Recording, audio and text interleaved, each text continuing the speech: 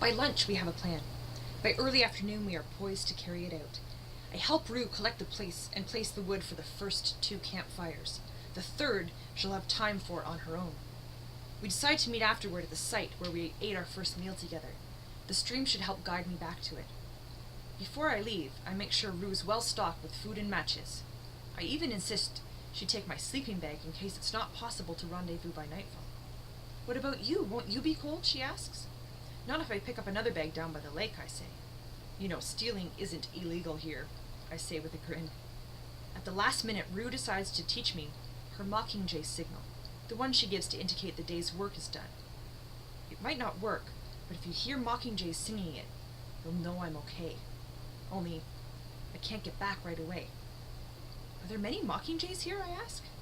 "Haven't you seen them? They've got nests everywhere," she says. I have to admit I haven't noticed. "Okay then, if all goes according to plan, I'll see you for dinner," I say. Unexpectedly, Rue throws her arms around me. I only hesitate a moment before I hug her back. "You be careful," she says to me. "You too," I say. I turn and head back to the stream, feeling somehow worried. About Rue being killed, about Rue not being killed, and the 2 of us being left for last. About leaving Rue alone, about leaving Prim alone back home.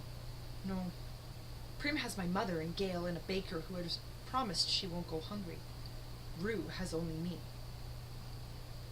Once I reach the stream, I have only to follow it downhill to the place I initially picked it up after the tracker-jacker attack.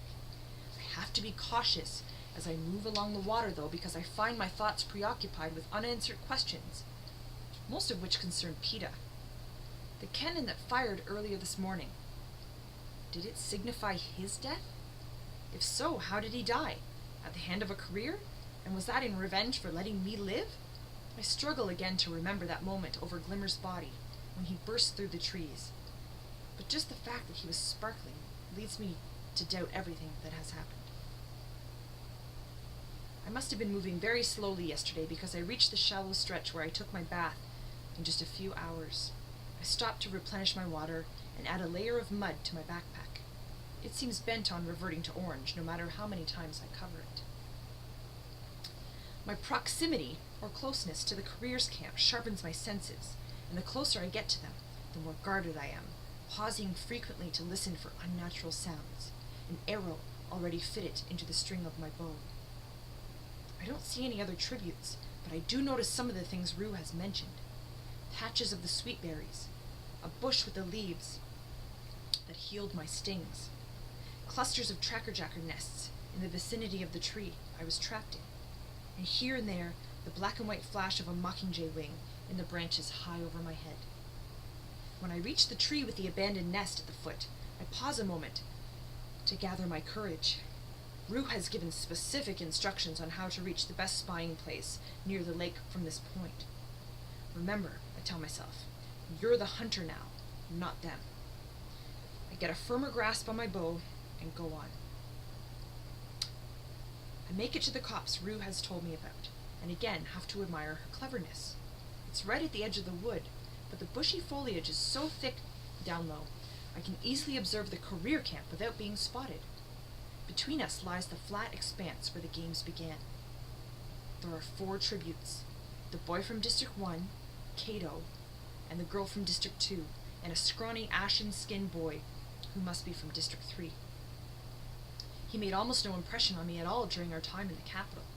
I can remember almost nothing about him. Not his costume, not his training score, not his interview. Even now, as he sits there fiddling with some kind of plastic box, he's easily ignored in the presence of his large and domineering companions. But he must be of some value, or they wouldn't have bothered to let him live. Still, seeing him only adds to my sense of unease over why the careers would possibly leave him as a guard, why they have allowed him to live at all. All 4 tributes seem to still be recovering from the tracker-jacker attack. Even from here I can see the large swollen lumps on their bodies. They must not have had the sense to remove the stingers, or if they did, not known about the leaves that healed them. Apparently, whatever medicines they found in the cornucopia have been ineffective. The cornucopia sits in its original position, but its insides have been picked clean.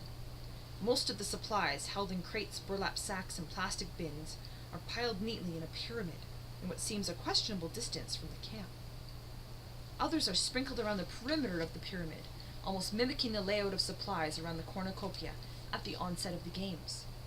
A canopy of netting that, aside from discouraging birds, seems to be useless, shelters the pyramid itself. The whole setup is completely perplexing. The distance, the netting, and the presence of the boy from District 3. One thing's for sure, destroying those supplies is not going to be as simple as it looks.